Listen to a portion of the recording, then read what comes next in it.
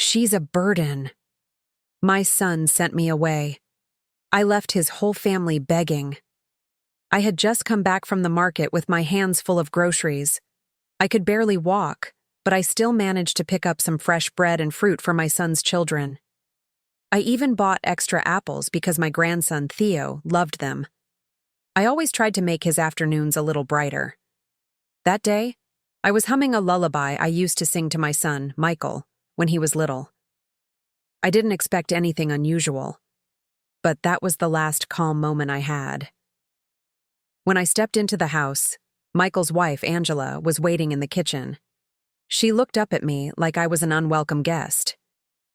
"You didn't need to buy anything," she said coldly. "We have groceries."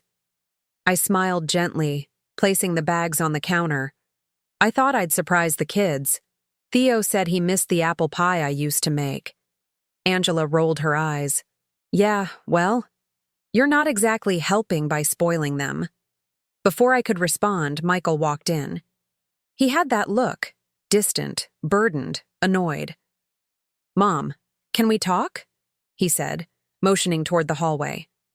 I followed him, heart sinking. "I think it's time you consider a different arrangement," he said. "It's not fair to Angela to keep looking after you." I was stunned. "Looking after me? I cook, clean, do laundry.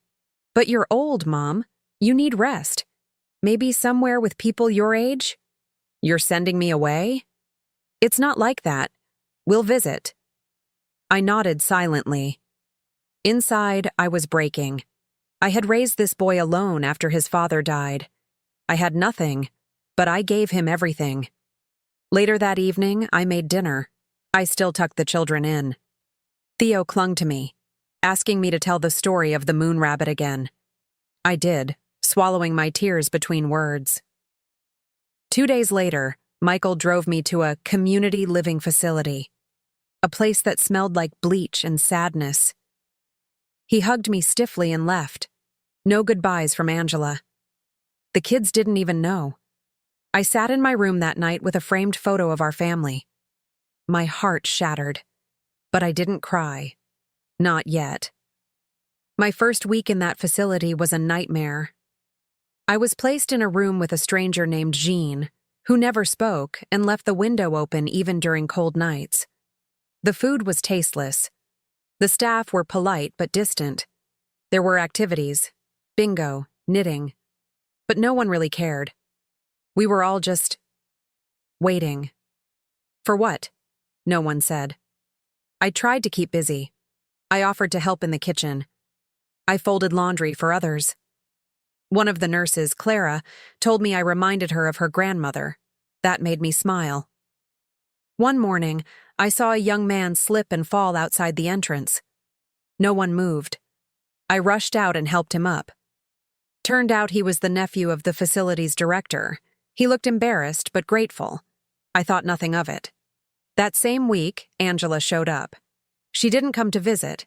She came to make sure I signed over power of attorney. Said it was for emergency decisions. I refused. Her smile disappeared. "You really are difficult, you know that? No wonder Michael's exhausted." She left in a huff. 2 days later, Michael came, this time with papers. He was cold, robotic. "It's just for your protection," he said. I looked him in the eye. "I protected you your whole life. This is betrayal." He didn't flinch, just pushed the papers toward me. I didn't sign. I knew what they were really after. My house. The one I still owned. That night, someone disconnected the TV in my room. My laundry was lost. I overheard staff whispering. She's the one who caused trouble with Angela. I was no longer just forgotten. I was a nuisance. One evening, I baked cookies in the community oven, my mother's recipe. I offered them to the staff, the residents. People smiled, for once. Jean even said, "Thank you." The next day, a new rule was posted. No unsupervised use of kitchen appliances. I wasn't sure how much more I could take, but something shifted that afternoon. A woman in a wheelchair, Linda, handed me an envelope. You helped that boy who fell. He's been asking about you. Inside the envelope was a handwritten invitation from the director himself. The director's name was Mr. Harrell. He invited me to tea in his office. Said his nephew had spoken about me with admiration. You've done a lot here, he said. Residents like you. Staff too. Clara tells me you make this place feel more human. I smiled politely, just trying to be useful. He leaned in.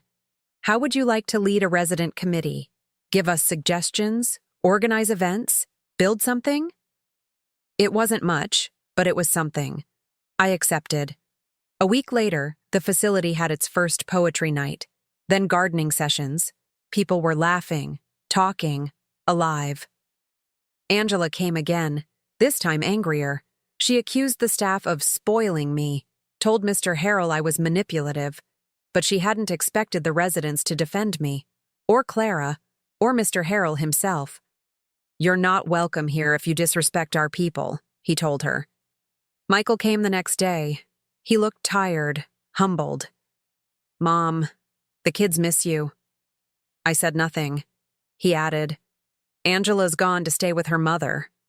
He was holding a drawing. Theo's. It showed me and him baking together.